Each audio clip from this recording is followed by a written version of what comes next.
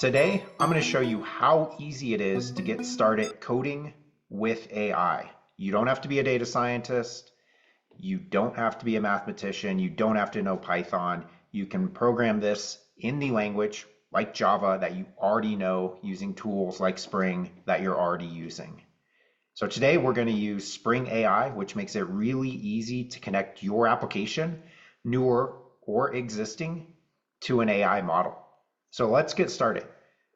We are first going to do this all on my laptop. So I'm going to use Ollama, which is open source models available right on my laptop.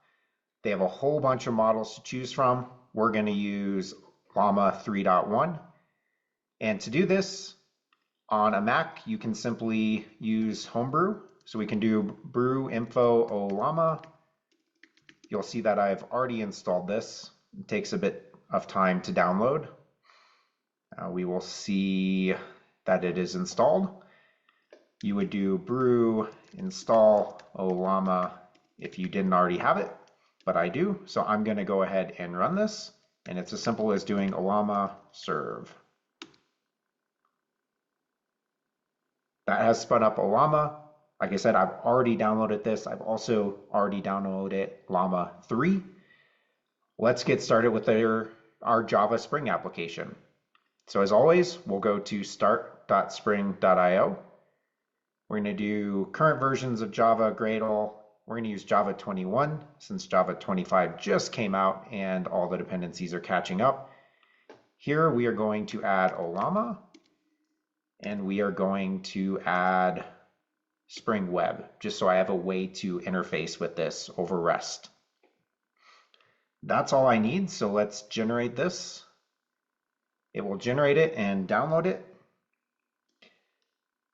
And from here I can go back to my terminal. In the downloads directory we have the zip, so we can unzip demo.zip. We will CD here. We can see the files and open this in VS Code. So first thing we'll look at is my build.gradle. So we have Spring Boot, which gives us Spring Framework, Java 21.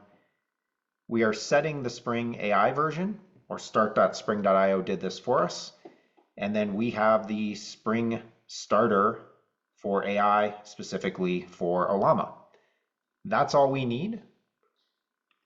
The first thing we're going to do here is go to our application.properties, and we are going to add a property here for spring.ai.ollama. This is still thinking as it builds with Java and Gradle, but that's okay. Make sure I don't fat finger this. So in this case, we need to tell it which model we want to use because Ollama provides a whole bunch, and we are going to do Llama 3.1 as I mentioned. Hopefully I got that correct, but we'll see once this is done loading the project. From here, we're going to look at our main application. This is fine. This is a standard Java application. We will add a new Java file. This will be a class. We'll just call this AI. And we're going to conflate a couple of things in here, both the controller as well as the AI. You would split those out normally, but for simplicity's sake, we will do that here. So we will make this a REST controller. We will give this a constructor. So we want public AI, and then we want to inject the chat client.builder. So this is what Spring is providing us. This is the interface to our AI model, the chat client, and the builder builds it. It's the builder pattern. So we will have Spring hand this to us like it does everything else.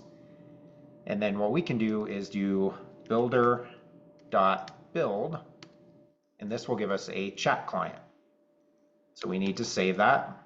Private chat client. We'll just call that AI client. And then from here, we can save that. AI client equals.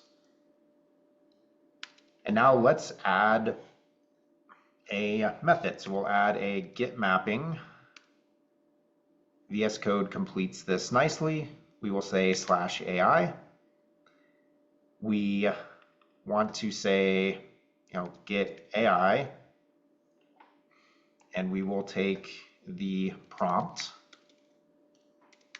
So this would be the user prompt. Like if you're interfacing with ChatGPT, you might say, show me the best ramen places. That would be the prompt.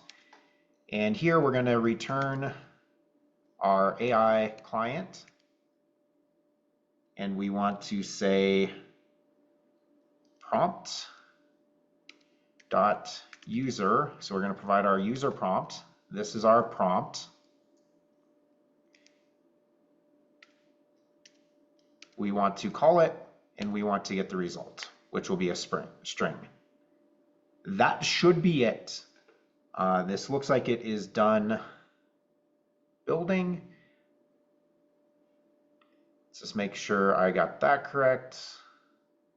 Well, let's go ahead and try and run this and see what happens.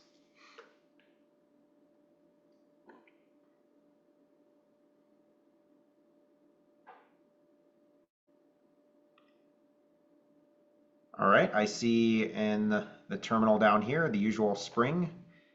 So let's go back to my browser and we will go to localhost 8080. This should give an error because I don't have a page at just the slash, but if we do /AI and then we need to give it a prompt equals, and we'll just say hi for now. Spaces are difficult in a browser. Now this is calling a local model running on my MacBook. It's not going to be the fastest. I believe it's largely, if not only, using CPUs, but it's cool. It's on my laptop. It's free. Doesn't cost me any money or tokens. Great. We got a response back. That wasn't fast, but it actually wasn't too long either. So I just said hi. Spaces are difficult or a pain to %20 encode in the URL. So I'm going to flip back to my terminal here, and we're going to use the HTTP tool. It's similar to curl. So we will say HTTP localhost 8080, and then we want to give it a prompt. That's the variable that we are providing in the path. The syntax is equal, and then we can say, what is the best ramen in Japan? Question mark. Oh. And again, it is the /AI path.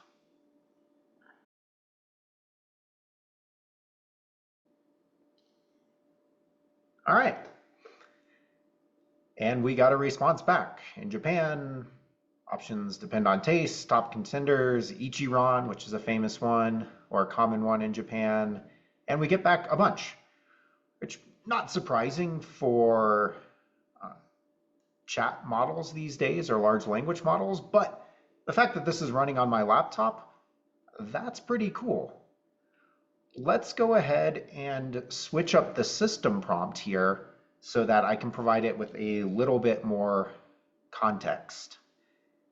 So if we go back to VS Code, when we are building our prompt, we can tell it to do numerous things. For one, we can set the default prompt or default system prompt. And here, usually everyone says like talk like a pirate or something. We're gonna say, talk like a cowboy. Switch it up. And then we will do .build. Let's stop this, save, and then let's rerun.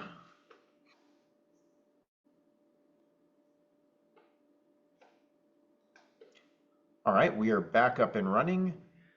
Let's go back to our terminal and let's say, what is the best ramen in Dallas?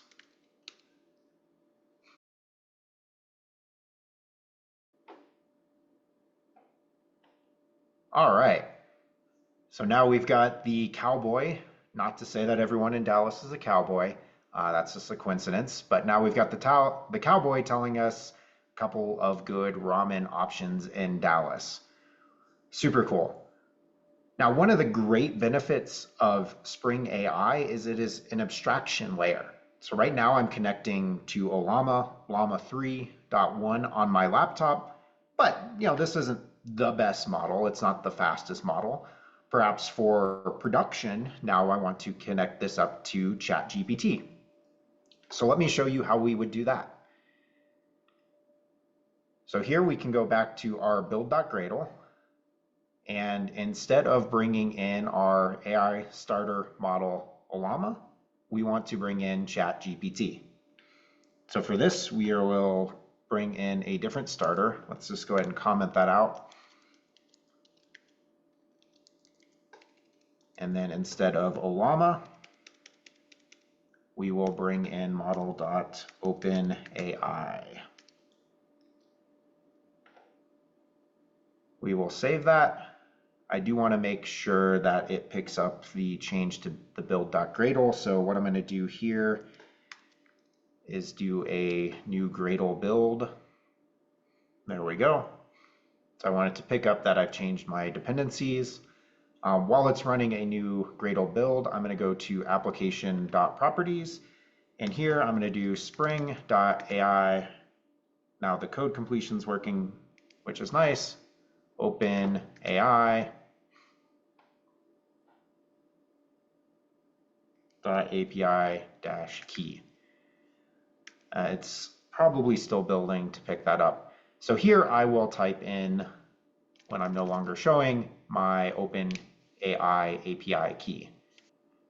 Okay, now that I have set my OpenAI API key, I'm going to go here and I'm going to shut down Ollama, so we are sure that we are not using that.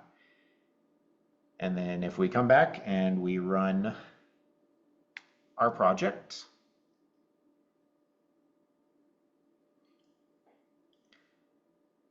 and let's go ahead and come back here. We can run our request again.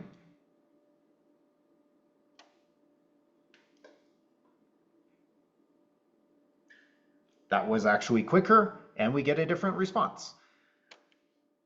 Blah, blah, blah, ramen in Dallas. We want to head to TATSU ramen, Ichiro ramen.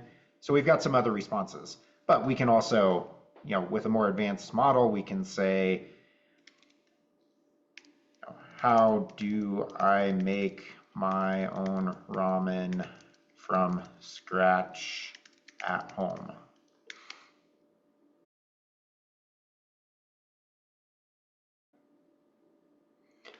And voila, we've got detailed instructions, probably overly simplified, but detailed instructions on how to make my own ramen. So with that, that was a quick video on how to get started building your own AI applications or integrating AI into your applications using Java and the Spring framework. In the next video, I'll show you how to add memory to your chat so that you can have a conversation building on what you've already done. Thank you for watching. I'll see you next time.